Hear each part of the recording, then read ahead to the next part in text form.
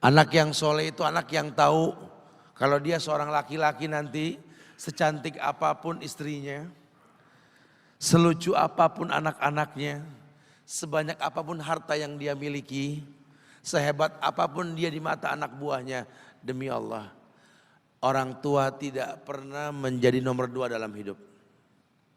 Ya. Ini banyak orang yang suka salah ini. Cuma gara-gara dunia orang tua panjang mata menanti kedatangan anak. Jangan. Ya. Jangan.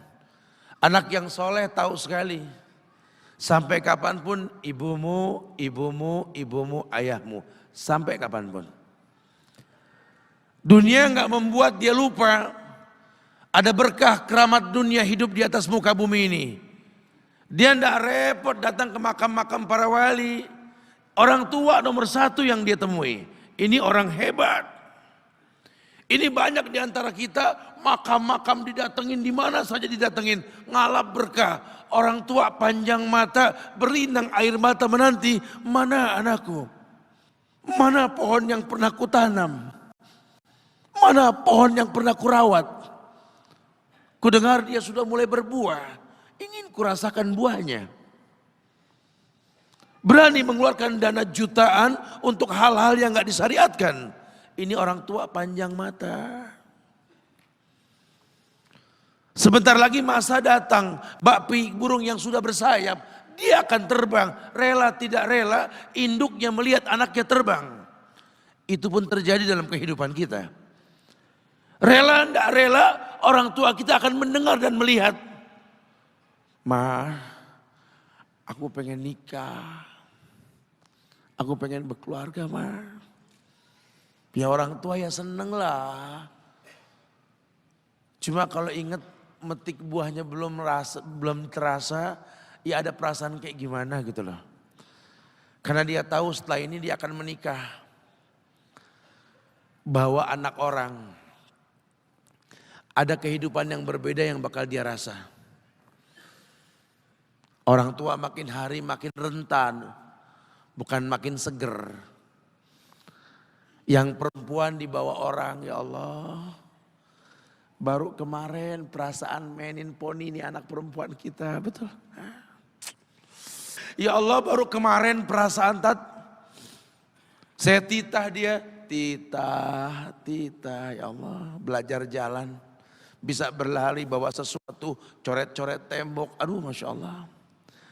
Sekarang udah gede. Dibawa orang, ya Allah, Masya Allah. Yang laki dekat sama mamahnya. Baru kemarin tangan mungilnya kita tuntun. Kalau kelepas dia nangis, betul? Sekarang tangannya keker besar. Tangan ibunya keriput, betul? Mau nangkep tangan anak pun sudah mulai susah. Membawa anak orang datang dengan gagah. Mama apa kabar? Baik ya. Istri loh mah. Iya tahu. Cium tangan, cipika-cipiki udah. Ma, kita jalan dulu mah ya. Yang anak lakinya ganteng, bajunya baru. Yang perempuan Mbak Bidadari. Dah mama, dah assalamualaikum. Digandeng tangan kekasihnya, dirangkul pundaknya. Ini anak laki enggak tahu, ibunya kayak diiris-iris jantungnya. Dia lihat tangannya yang keriput, ya Allah. Udah berapa lama tangan ini enggak dibawa sama anak ini? Udah berapa lama tangan ini enggak digandeng sama anak saya? Insya Allah. Kita merasa bangga akur merangkul istri kita. Ibu kita ngelihat pundaknya. Udah berapa lama pundak ini enggak dirangkul seperti itu, ya Allah. Dulu aku berdandan secantik-cantiknya, ku dandankan anaknya, ku bawa di hadapan kawan-kawanku bangga. Look at my son. Oh, lihat anakku. Tapi dia tidak pernah berdandan rapi membawa aku ke hadapan teman-temannya. Lihatlah ibuku. Ibunya sudah kebayang, ya Allah, ini anak bakal minta nikah sebentar lagi. Yang wajar kalau orang nanam pohon pengen metik buah, wajar. Ini buah belum terasa, pohon sudah mau dibawa, kebayang tidak? Ya Allah. Mulai dia kebayang. Sehingga rasa-rasa seperti ini menjadi tumpukan rasa di hati orang tua kita. Yang nanti pada akhirnya dia pun bakal kembali ke hadirat Allah. Kita pun bakal kembali ke Allah, betul? Sementara yang namanya kemuliaan datang dengan cara sabab yang benar. Ridallah fi ridal walidain wa sukhtullah fi sukhtil walidain. Ridanya Allah ada di ridho orang tua, murkanya pun sama. Islam memandang semua yang namanya ibadah, kalau landasannya betul, ujungnya itu surga. Tidak ada yang takut dengan kematian orang Islam ini. Karena semua ibadah yang dia lakukan berujung pada surga. Dan yang paling gampang ketika dia mau menaklukkan dunia, demi Allah, berkah orang tua dulu yang dia ambil.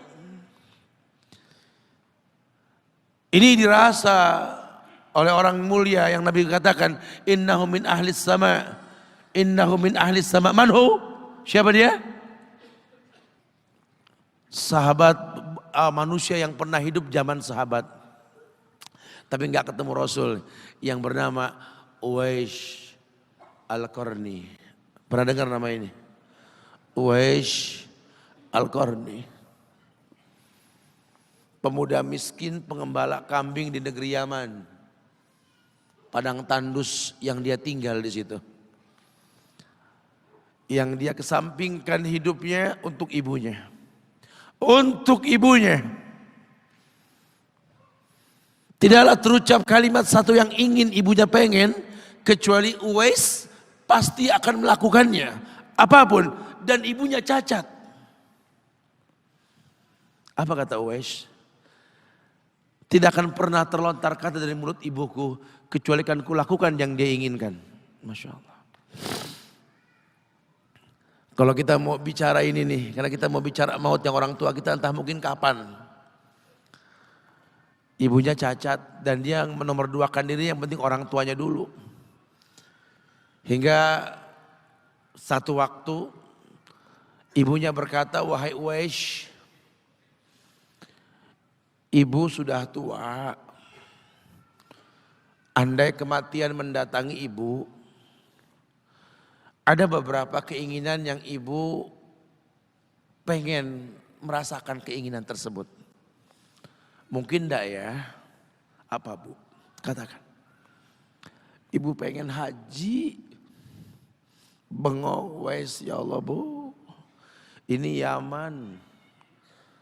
Hadramaut. Yang sekarang saja pesawat itu bisa 3 jam menuju Saudi itu. 2 jam lebih lah menuju Saudi. Itu Jakarta Surabaya aja deket. Sejam 40 menit paling. Ini lebih jauh lagi, kebayang berapa ratus kilo, berapa ribu kilo gak tahu. Ya baiklah ibu. Kata Uwais, aku tidak pernah menolak permintaan ibuku. Tapi kali ini aku tidak bisa menjawab karena mikir gimana caranya ini. Ibunya cacat, tinggal jauh, miskin pula dia. Apalagi dia seorang pemuda yang punya penyakit sopak. Ada tanda-tanda putih di bagian badan itu kayak pano besar gitu tuh. Udahlah, terserah gimana nantilah. Yang penting ini nomor 1 dalam hidup ini. Dia beli seekor anak sapi. Digendong tiap hari itu sapi sama si Uwais menuju puncak gunung. Turun lagi. Gendong ke atas, turun lagi tiap hari. Sampai orang bilang, Uwais gila no. Orang sapi dipiara, dia digendong. No Uwais no. Tiap hari naik gunung yang tinggi. Sampai enggak berasa, dikatakan 8 bulan dia lakukan itu. Sehingga terbentuklah fisiknya yang bagus karena olahraga tiap hari bawa itu sapi. Dan sapi itu makin berat, dalam hikayat dikatakan sampai di atas 100 kilo itu sapi. 8 bulan. Kemudian dia tetap gendong ke atas dan dia yakin, bismillah saya yakin. Sampailah bulan haji. Ibu naik ke pundakku, digendong ibunya dari negeri Yaman. Gak ada yang gak mungkin lihat. Dibawa ibunya ke Mekah, bertawaf di Ka'bah. Dunia menyaksikan. Bahkan hikayat mengatakan dia sempat bertanya kepada sahabat Abdullah bin Umar, aku telah menggendong ibuku dari negeri Yaman menuju Makkah, bertawaf di Ka'bah ini. Sudahkah aku membayar jasa ibuku? Apa kata sahabat Abdullah bin Umar? Bahkan satu hentakan napas pun ketika melahirkanmu belum terbayar. Bahkan satu hentakan napas pun ketika melahirkanmu belum terbayar. Dia selesaikan tawafnya. Selesai tawaf, dibawa ibunya ke makom Ibrahim untuk sholat 2 rakaat. Selesai sholat, diangkat tangan, dia berdoa kepada Allah. Ya Allah, ampunkanlah ibuku ya Allah. Ampunkan ibuku ya Allah. Masukkanlah dia ke sorgamu ya Allah. Masukkan dia ke sorgamu ya Allah. Ibunya berbisik, Uwais, sudahlah, mintalah pada Tuhanmu ampunan untuk dirimu dan sorga untukmu. Wallahi wahai ibu, Allah ampunkan kamu, Allah masukkan kamu ke sorga, cukup untukku, ridhomu yang kubutuhkan wahai ibu. Lihat, manusia saleh, hasil doa Rabbi habli minas solihin. Lihat, makanya ketika Nabi mengatakan innahu min ahli sama, ini manusia penghuni langit. Umar, Ali, temui Uwais. Karena Uwais itu pernah mau ketemu sama Rasul. Gak ketemu, Uwais izin sama ibunya. Setelah urusan haji beres, mau ketemu Rasul di Madinah.